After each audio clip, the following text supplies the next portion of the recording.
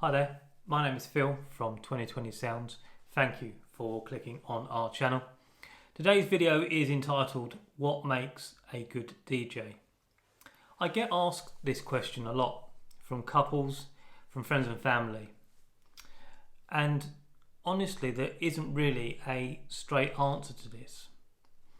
I researched this subject quite a bit. I read a number of articles and watched a number of YouTube videos to seek a little clarity as to what people consider to be a good DJ.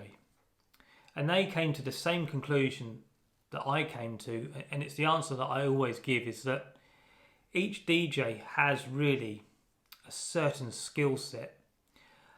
Some may be more suited to clubs and pubs because that's what they've always done.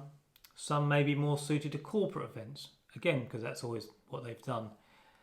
Myself personally, I'm more suited to weddings because that's what I've always done. I started a business, as I said before, 10 years ago.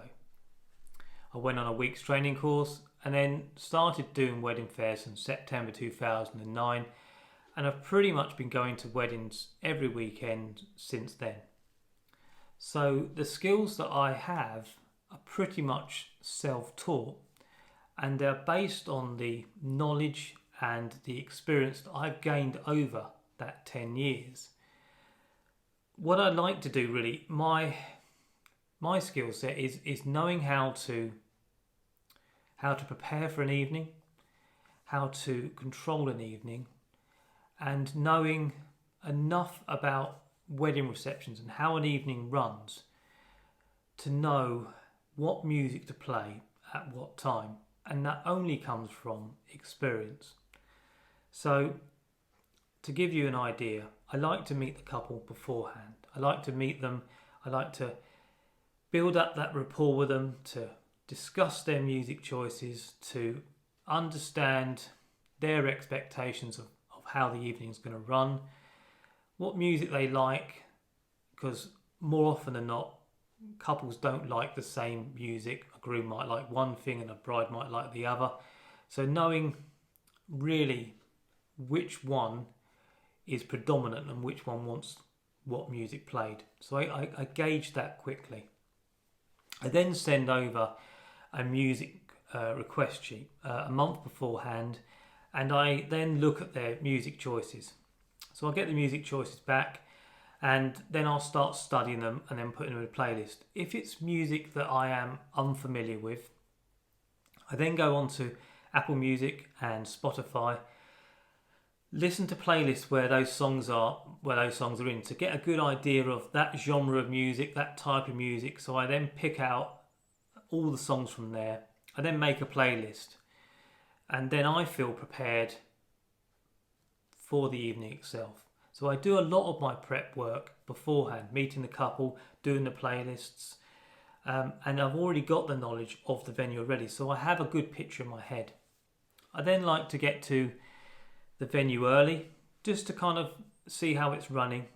More often than not, obviously, it's going to run over time, so I always know that even by being there early, I'm never going to get set up early.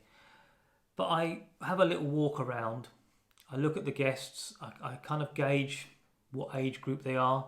Are they more elder people, mid-aged, or are they a lot of children there?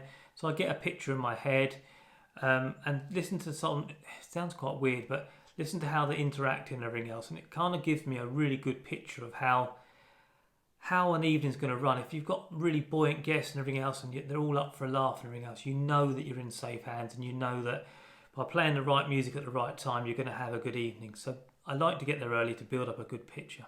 And then when I'm allowed in the room, I'm running through the times in my head. So I know what my first dance is. I know what the five of the daughter dance is. I know what time the buffet is going to be coming out. I know that maybe the background music that I had planned originally is going to have to be cut much shorter because it's overrun. So I try and get set up nice and quickly. And then when I'm set up, I'll put the background music on. And then once again, I'll then start walking around. I'll go outside and I'll look at people and I'll start to just try and gauge a picture of where people are at. If there's any evening entertainment in another room, I'll take that into account as well also. And just really trying to build up that picture in my head. And then really You kind of have to let it go. Then you just have to play to what's in front of you. So if, for instance, as I've mentioned in previous videos, if it's a really hot evening, people are going to be outside. So I'm not going to start playing all the good songs, the songs that couples have requested, the songs that guests have requested. I'm not going to play those at the beginning of the evening because everyone's outside. Or in a separate room because there's a bar, or in a separate room because they've got evening entertainment. So it's a case of just knowing when the breaks are, knowing when to play the right music to get the best reaction and to get the most people dancing. That's what I would say makes me a good DJ. That's why I think that I get very lucky to be referred to by a lot of venues, by couples, because people understand, and I hope people feel that they're in safe hands when they book me, because they know that I've got that knowledge, I've got that experience. But more than anything else, I really, really want to do the very best for the couple and for those that are in the room as well, those guests as well. I really, really want to make everyone have a really good evening and to be talking about it years down the line. I go into every evening with that mindset. When I'm on the way to the venue, I'm in the van, I'm mentally talking to myself all the time about all these things. So to answer the question, what makes a good DJ, is if you are a bride and groom and you are looking for a wedding DJ, find somebody that has a good knowledge, a good experience of evening receptions, of good knowledge of weddings. So they, like me, have that picture in their head of how things are going to run, when to play what songs at the right time. That's what makes a good wedding DJ, is being prepared enough to know how an evening runs, but also allowing the evening to run its well. So allowing it to take its natural course. Don't try and force things, because weddings will run at their natural pace, and you're there really just to try and sort of keep it in line, really. And that's really what a wedding reception is.